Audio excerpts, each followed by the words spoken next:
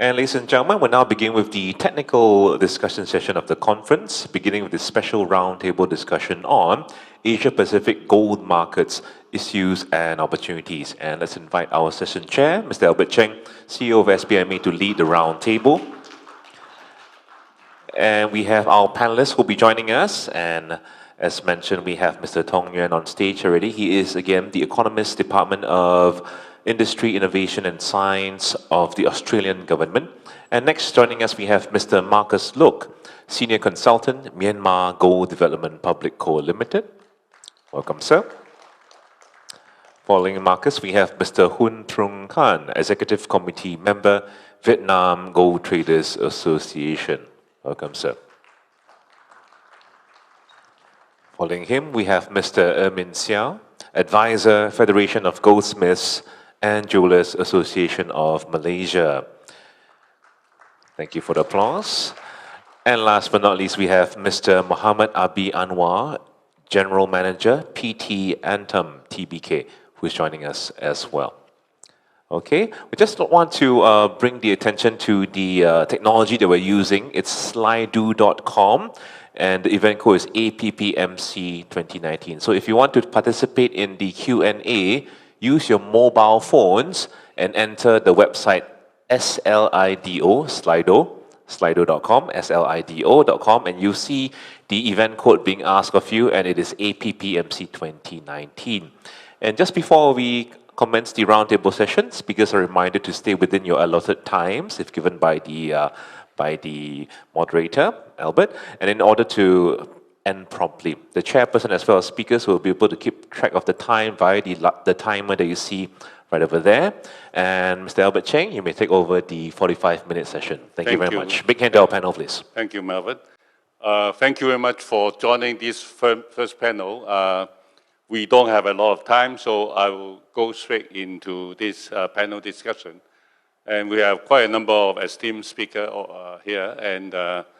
And what I will do is I will ask them to say a few words about your country or area that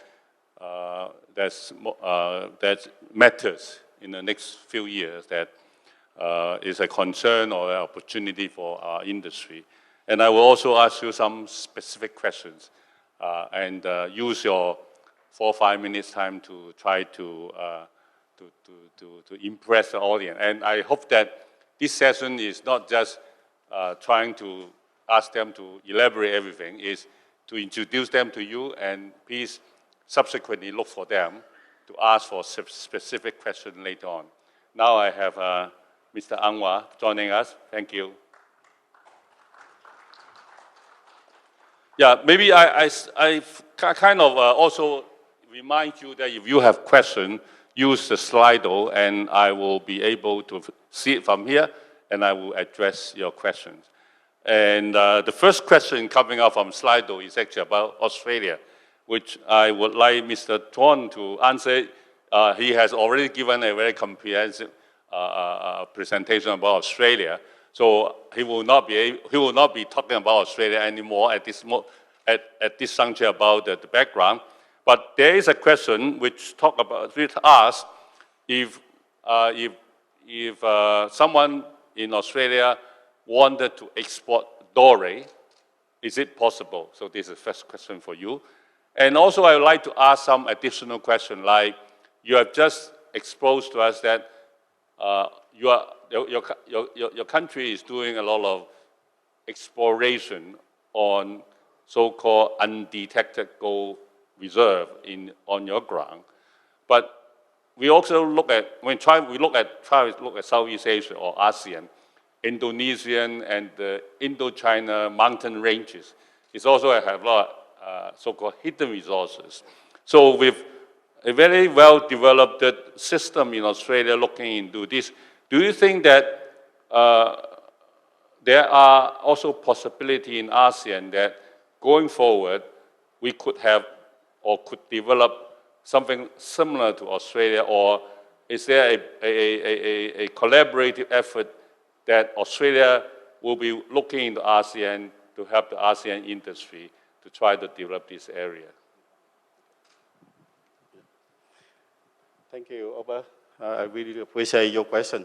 I think my answer is yes. I think we can apply the same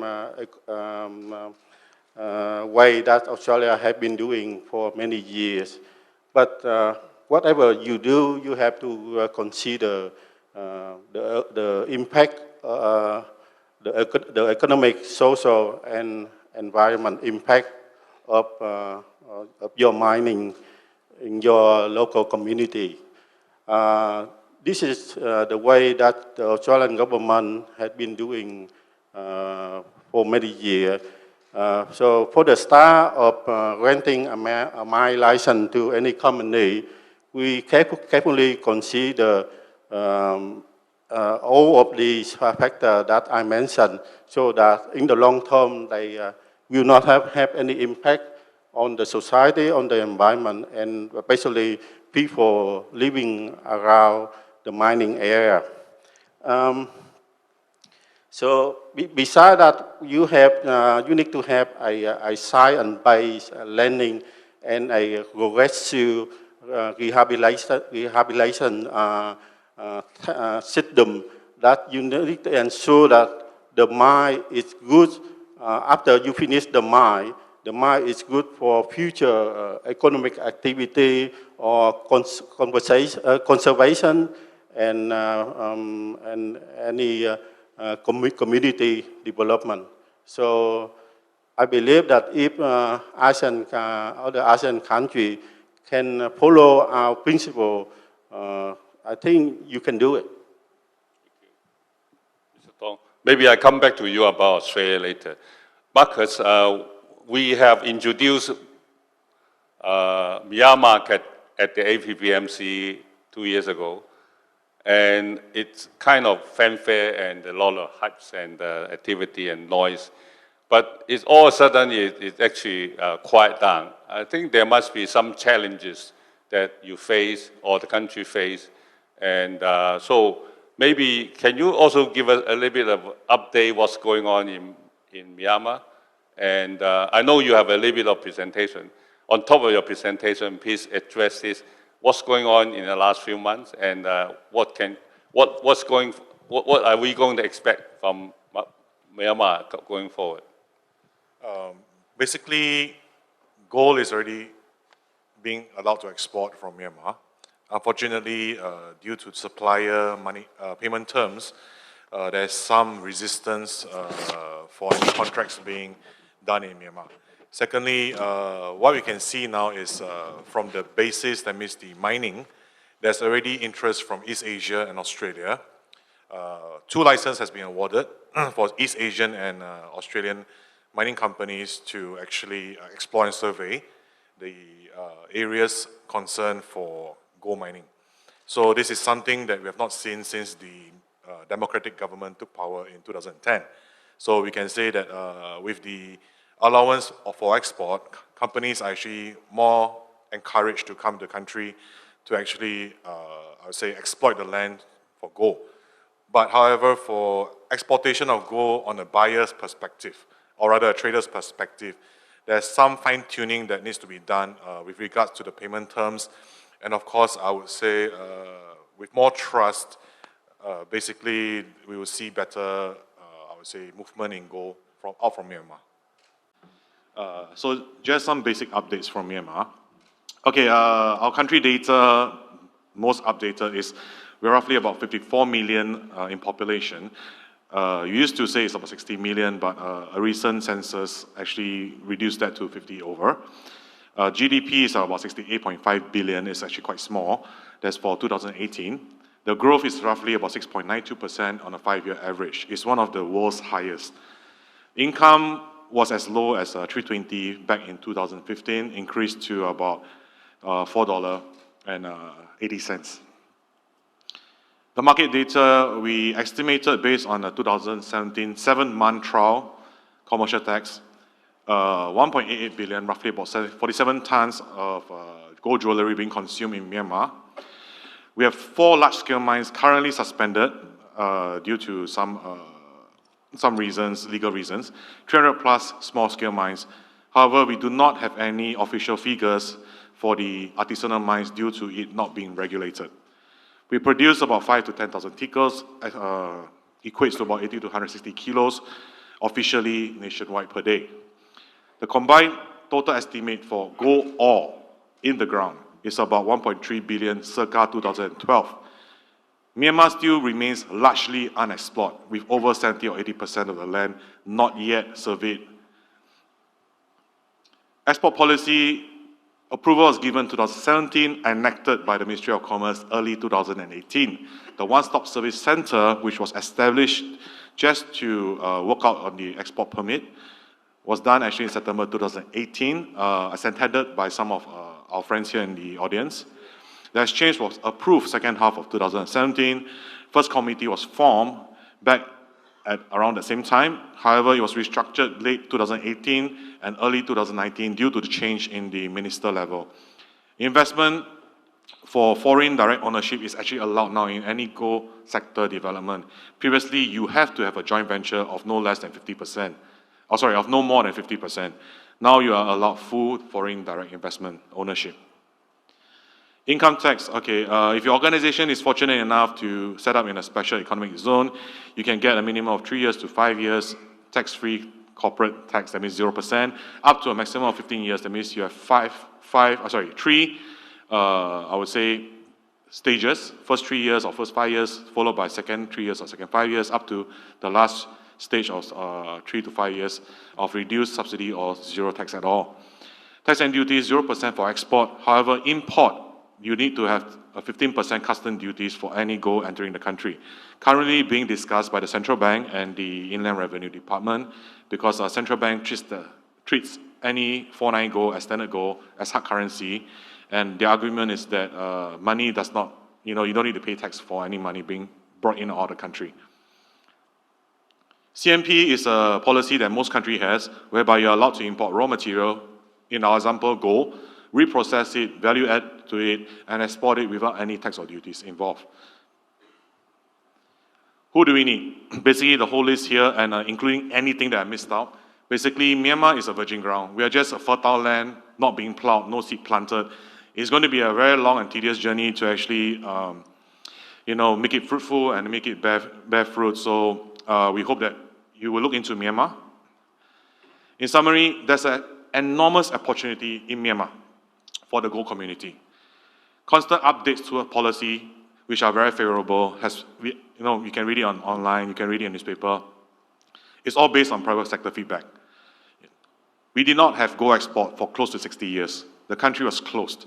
But due to heavy support from the private sector and also from foreign interests, they finally listened to the people of Myanmar and they allowed the gold for export. It's something that we have not done before, so please be patient with us. And secondly, is to know whether it's the right time for your organization to enter. Some of you need a new source of gold. Some of you do not need a new source of gold. So it depends on what your company requires and how feasible it is for you to come to Myanmar to start a business. With strong encouragement and support from the international gold community, it will hopefully not take long before those who are involved with Myanmar will start to bear profits from this endeavor. Thank you very much. Marcus, without putting you on the spot, is there any project ongoing that you know, or there's any successful project already in Myanmar running? Because I do represent the president of the Federation of Mining, I do say that on the mining side, it's quite successful due to the opening of the export. However, on the trading side and the proposed gold exchange side, due to the stepping down of the minister last year, the new minister has not really looked into it yet. So we are still waiting for the private sector to encourage the formation of a company for the exchange side. So, and also the endorsement, we're waiting for it. Once the private sector has formalized a company. Have you seen more new overseas inquiry into Myanmar market? Yes. I would say that you have a lot of inquiry from India for gold doré. We have a lot of inquiries actually from Chinese manufacturers. Some of them are from Shenzhen. They came to Myanmar to look into the possibility of opening gold jewelry factories. And I think some of them have already signed some letter of intent with some companies in Myanmar to have a JV factory in one of the areas. They are trying to get the special economic zone privileges so they can actually be free from corporate tax. And also they're trying to get the CMP license whereby they can import gold, LBMA gold, any type of gold, and they reprocess it and they export it out of the country. Okay, thank you, Marcus. I think continue to dialogue with Marcus if you want to know more about Myanmar market. Let us move to Vietnam, Mr. Khan. Vietnam is always a hot country in ASEAN related to gold jewelry consumption and gold bar for investments. So I think a lot of people here want to hear from you what's going on. I mean, there was quite a number of yes and no, and maybe you can give us a little bit of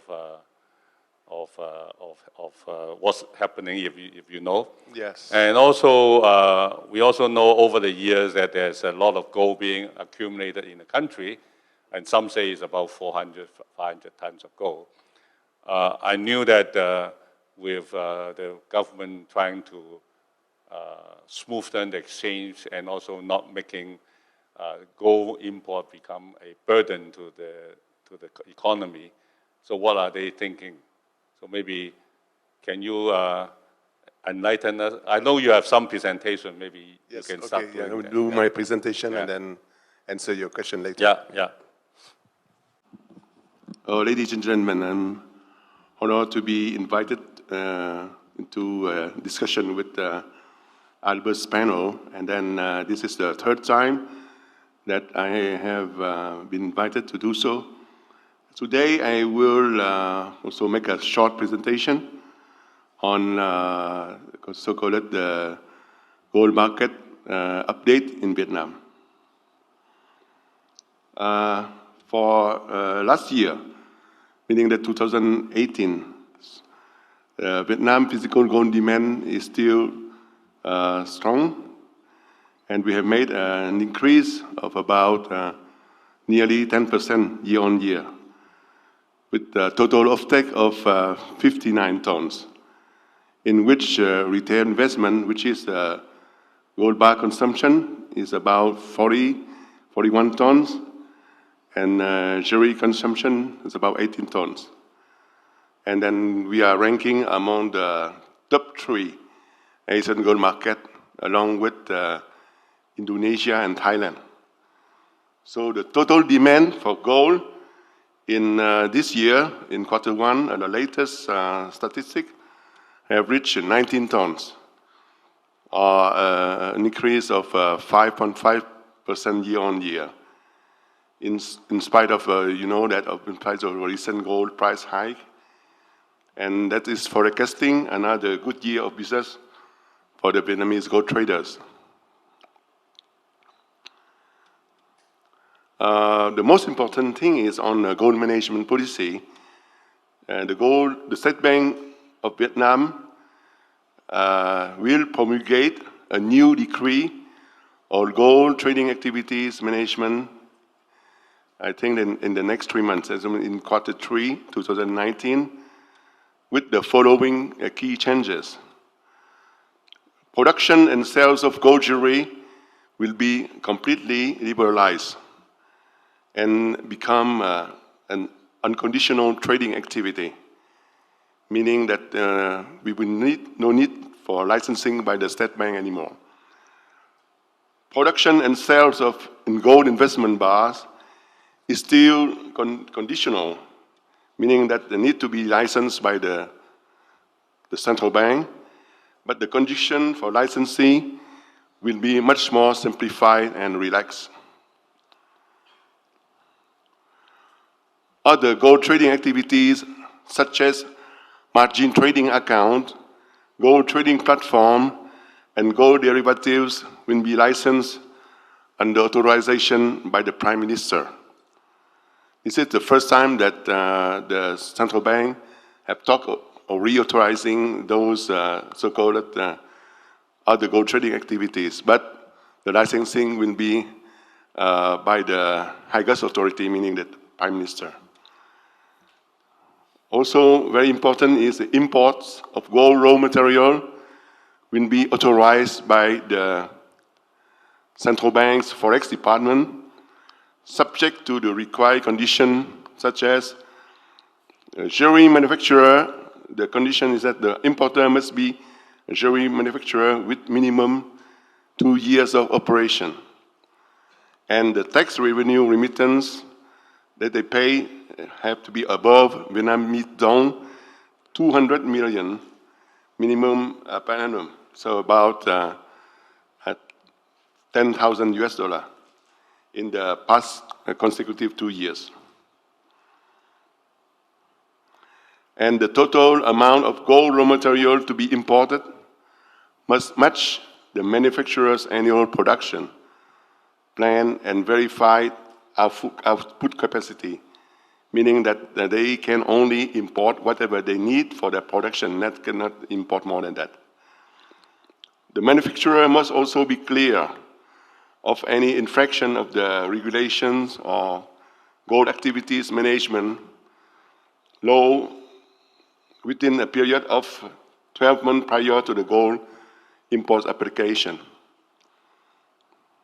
Another also important change is the export of gold raw material will also be authorized by the Central Bank Forex Department, subject to the following condition.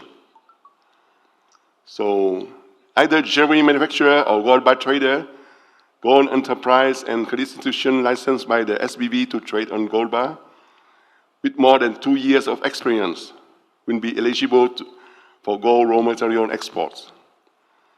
For jewelry manufacturer, the tax revenue remittance must be above 200 million per annum in the past 2 consecutive years. For gold enterprise and credit institution, the total turnover in gold trading must be above 200,000 bar per annum in the past 2 years. And lastly, of course, they must not have any gold regulation infraction in the previous 12 months. So those are the conditions for import-export, which will be authorized, we think that in the next 3 months. So on the situation, currently we are at the stage of discussion between the SBV, the Vietnamese Gold Traders Association, and the Ministry of Finance on the gold import-export tax rate before submitting the new decree on gold management policy to the Prime Minister for his final ratification in Q3 2019. So we are in the last stage, and then, like I said, we will hope dearly that the new decree will be signed in the next 3 months. Let's talk about a little bit about future market evolution.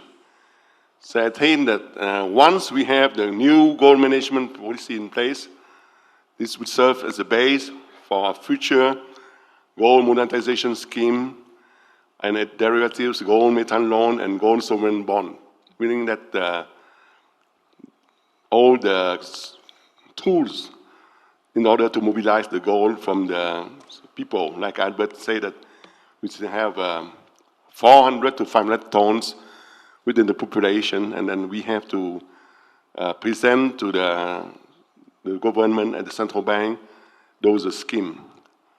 A gold monetization scheme, a GMS, will aim to mobilize the hoarded physical gold in order to provide a source of gold supply for the local gold industry under the gold metal loan scheme. And through the GMS, the SBV will try to boost gold recycling and therefore reduce Vietnam's reliance on foreign gold imports. On the gold standardization, so we have, this is a recapitulation of the gold market in Vietnam. In the past 10 years, meaning that in the period between 2008 and 2018, the cumulative gold demand of the Vietnam market have reached 900 tons, of which 750 tons are for retail investment and in the form of the SJC Golden Dragon bar, now officially recognized by the SBV as National Gold Bar. So by official estimate, 500 tons of those HJC bar are still in circulation or being kept under the mattress by the Vietnamese public. Therefore, they can be used as good delivery bar for the above-mentioned GMS and GMM schemes. So this is my presentation. Thank you for... Thank you, Mr. Khan. Mr. Khan has given us a lot of update and a lot of details. And I encourage those who are interested in Vietnam market to approach him after this session. And if there's any question, you can raise your hand later, or you can use a Slido to type it and give it to me. Then let's move on to Malaysia. Ermin, I mean, the Malaysian as government or as a market, you told us last year that is back to business as usual. However, later on, government have to collect some tax. So they reintroduce the sales tax. Has that have an impact on the gold jewelry consumption as well as the investment side? And maybe you also can tell us a little bit about the adaptation of digital gold in Malaysia. I knew that there are quite a few operations in Malaysia using digital way to appeal to the investors. And of course, Malaysia being one of the biggest Muslim country, has also Sharia compliance law and all those things.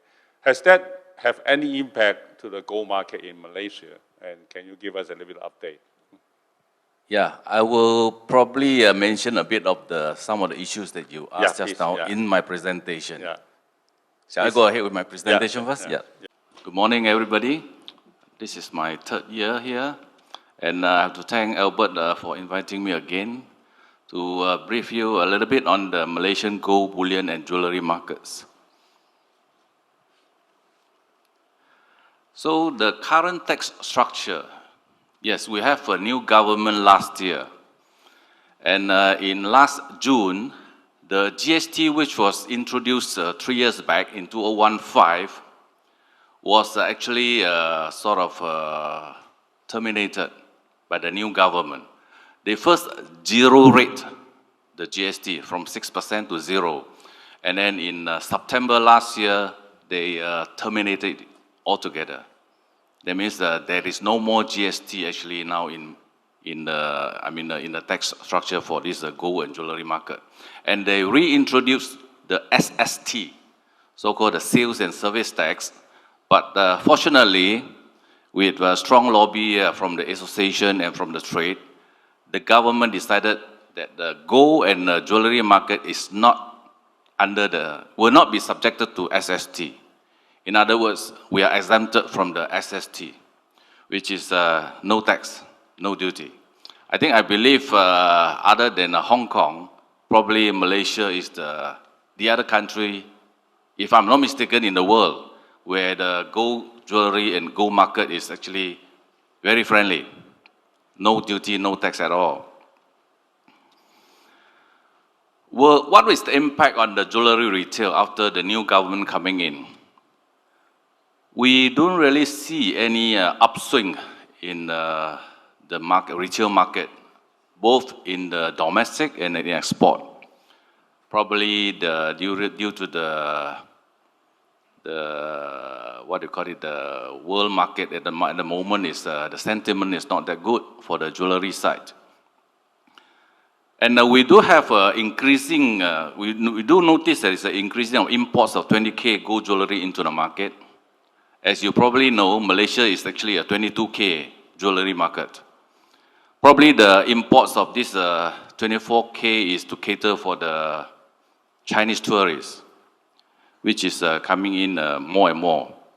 And I estimate from my interview with some of the importers and wholesalers, this import of this 24K mainly from China, probably about 5 metric tons a year. Yeah, talk about the Islamic Sharia compliance or Sharia laws in this gold jewelry industry here. I think the government, Malaysian government, about 15 years ago, they wanted to sort of encourage the banking industry go into so-called Islamic Sharia law compliance. And they do have this, part of this Islamic initiatives, establish this so-called Islamic pawnbroking, or Awranu, which is heavily promoted by the government. And if I estimate about, there are actually about 700 outlets, Awranu outlets at the moment, operating in Malaysia nationwide. Slightly different from the traditional pawnbroking business, this Islamic Awranu outlets, they only take in gold and gold jewelry as collateral. And I estimate about 5 metric tons at the moment under finance by all these Awranu outlets. There are about 700 over outlets at the moment, nationwide. There are, I think, 7 major players, either backed by the bank or some of the government-related corporation, GLCs. So what are the opportunities available? The current tax-free status, I think, provide a very easy access for all the foreign players, be it the bullion dealers or even the retailers. And in fact, quite a lot of these big foreign players, especially in the retail side, have already entered the Malaysian markets. Maybe I show you some of them here, which is quite familiar. We have the SK people here as well. Chow Tai Fook, I think there are some of the representatives here as well. And this is another 2 from the Hong Kong, which already set foot in the Malaysia retail scenes. This is another one, which is, I think, one of the earlier ones who come into the Malaysian markets. And of course, the 2 big players from India. Malaysian retail market actually is not big if we were to compare to the other ASEAN countries like Indonesia, Thailand, Vietnam, or even Philippines. But the reasons why all these foreign players coming into Malaysian markets probably is because of the very friendly tax policies, which I hope the other ASEAN countries will hopefully emulate. Thank you. Thank you, Amin. So you didn't touch upon the digital aspect of the market. Is there a lot of taker on the digital side of the market? As far as I know, I think the Hello Go, which is one of the speakers last year, they were quite active.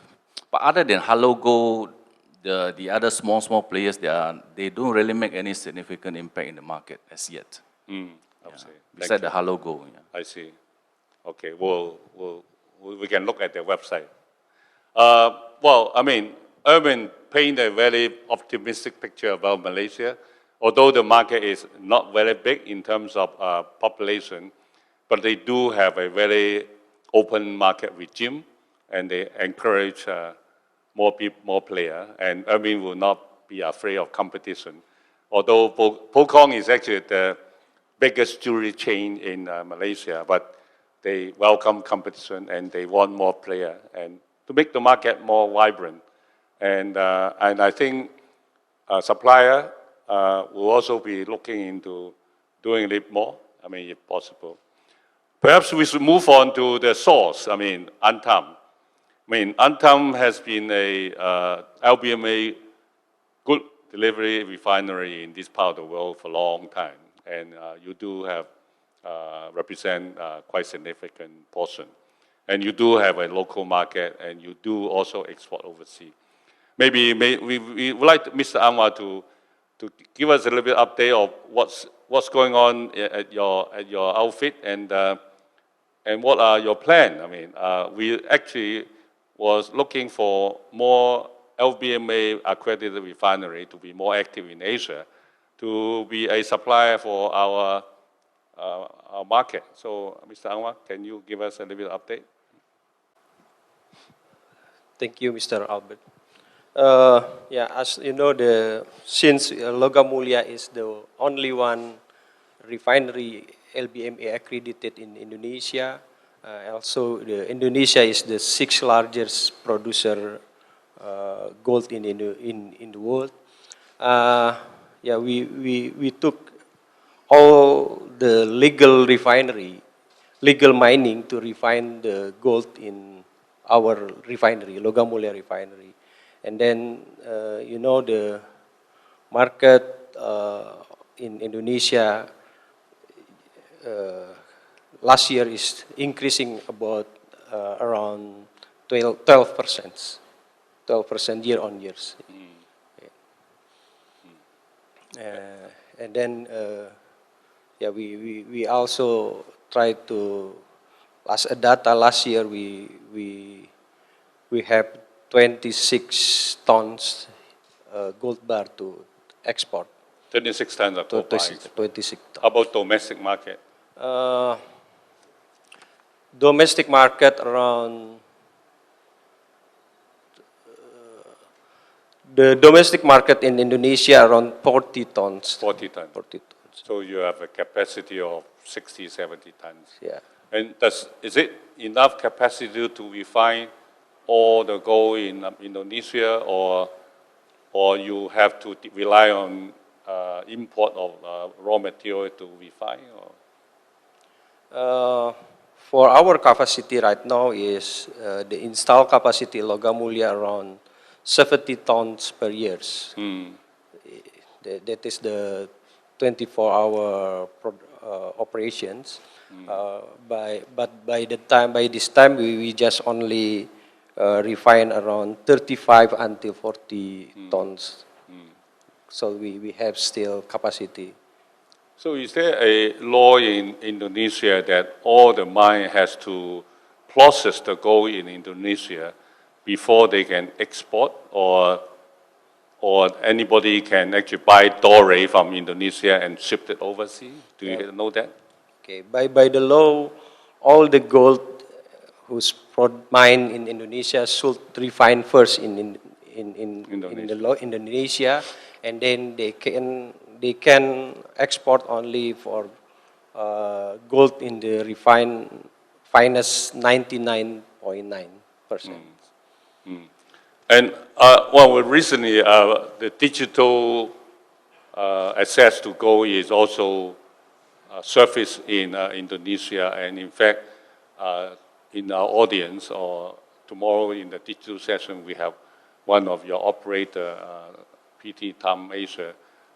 They are a digital operator, and they always say, I mean, of course, in Indonesia, they have to buy gold from this Logam Mulia, and how do you see this Logam Mulia or PT Antam as a company work together with the digital player in Indonesia to try to entice more young people to come to invest in gold and make gold easily accessible to the Indonesian? Yeah, you know, right now the young people mostly not familiar with gold. Especially for Logam Mulia, we already launched the product we call Brankas. Maybe quietly the same platform with the last presentation, Gold G. We name is Brankas. In the Indonesia statement, it mean berencana kelola emas. It mean the developing to manage the gold for the young people. So the young people can using mobile application. Not only they can invest gold, not physical, but by mobile. Yeah, just put some account in our Brankas program, and then they can take the gold anytime when they are need. There's one thing which Erman has mentioned earlier on, that the prawn shop business in Southeast Asia is also a key player in the gold market. They become a facilitator for jewelry owner to liquidate their gold for money, and vice versa, when they want to buy second-hand jewelry, this pawn shop also provide an avenue for this second-hand jewelry. And it also, on the other aspect of this gold business is an unbanked institution for people who need finance and using their jewelry and their gold bar to get financing. So I'd like to ask Mr. Anwar and then later Ermin is, the pawn shop business, the pawn shop network, how are they actually contribute, or has there been any effort that you see that they are actually also participating in our gold market development?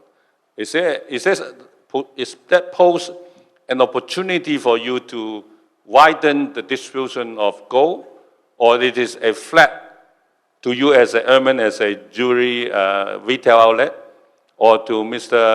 Anwar, that this pawn shop or this pawn institution, are they helping you to sell more Antam product?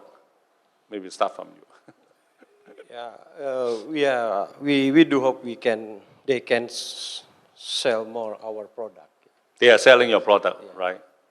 And also through them they get to sell back the bars, the Antam bar they can sell back in the pawn shop, right? So it acts as an intermediary for people who want to buy gold and want to liquidate it. Pawn shop is a very good vehicle, and it also makes the true meaning of gold being a two-way market, being an investable asset that you can buy and you can sell and you can liquidate. Pawn shop play a role. How about Ermin? In your case? Yeah, this growing trends of this, the growing market of this Aurano, especially the Sharia compliance, so-called pawnbroking business. In a way, they actually pose some competition to us as retailers, but they are actually the direct competitors for the traditional pawn shop, which is mainly operated by the Chinese. But if you look at it from the other side, they do actually provide an avenue for the lower segment of the customers who can buy and sell, who can actually sell and do a bit of microfinancing there. And these Aurano outlets also, because there are some defaults, they actually sell all the scrap gold in the market to some of the refiners. Yeah. So it's actually as a source of raw material as well. For the scrap merchant as well as some of the refineries in Malaysia. Thank you. Yeah. Mr. Khan, is there a pawn shop in Vietnam, and how active are they? Yes, there are a lot of pawn shops in Vietnam. I think that at least 3,000 to 4,000 pawn shops in Vietnam. Really? Yeah, but gold pawn shop, I think because all the pawn shops in Vietnam, they're also doing gold, of course. But there is I don't think that there is no special gold pawn shop for gold jewelry in Vietnam yet. But they pawn everything. Yeah. But also the gold shop, we have about 12,000 gold shops in Vietnam. Also, they can do in the future, if there is a demand on gold jewelry pawning, then there will be serving also. So there is a vast system of gold retailers in Vietnam to do that. Marcus, is there something similar in Myanmar? Not exactly pawn shops. Oh. Basically, the gold shops are the one buying back the gold. Yeah, there are some non-gold shops that set up very small little shop, I think 1 square meter, small little shops collecting gold. So the mindset of a Burmese is they'll sell the gold, they don't want to buy it back. Yeah, so that's the mindset. Yeah. So I think one very interesting thing that when we look at the ASEAN market is the involvement of the pawn shop in the gold business. It serves as a place for people to liquidate their jewelry or bar, and it also serves as a non-bank finance for these little investors. And actually it lubricates and helps to circulate the gold market, and which a lot of overseas or Western market player will underestimate the pawn shop business. And so it's an area that worth looking into it when you are contemplating into entering those markets. They are a source of scrap supply. They are a source for you to enter into the microfinancing aspect of the gold business. And it actually, if you do the normal jewelry business, it actually is part of your ecosystem. If you are running a refinery, you're running a bar business. These are all the extension of the jewelry market. Perhaps I think one question that Don has not answered earlier on is whether the Australian permit export of gold doré. Yes. The answer is yes. So our government encourage everyone to export any gold, whatever form they are, to overseas, to create employment opportunity for people inside the country as well as earning income for our mining company. So the answer is yes. I see. There is no law in Australia that all the gold must be processed in the refinery in Australia before they can export. They can export doré, which is less than the so-called high purity bar, and they can export in the doré form. I mean, is it something that we are? Yeah, I understand that our colleague from Thuong, they find a lot of gold mine in Australia, and also from other sources. So Thuong is a good place to export gold bullion to overseas market. There are subsequent questions for you, Ermin. People ask, in Malaysia, is there export regulation for gold doré? I mean, they know there are some mines in Malaysia. Can they export this doré? Yeah, there are two questions here. One is the gold mines. Yeah, in Malaysia, we do have some gold mines. In fact, the latest info that I have, we have about 19 operating gold mines, but they are very small. And there are only 4 probably has a sizable capacity, and their combined output is probably in the region of 6 to 8 tons a year for these 4 bigger mines. And for export of gold doré or even gold scrap, I would say there's no strict regulation governing this, but you just need to declare. There's no export duty imposed. Thank you. Any question from the floor? Any questions? No burning questions? No questions? I think you want to talk to them individually later. And that also give me a very good record that I have completed this session on time. And you have 1 hour for lunch. So may I ask everybody of you in the room to give a round of applause to our panelists?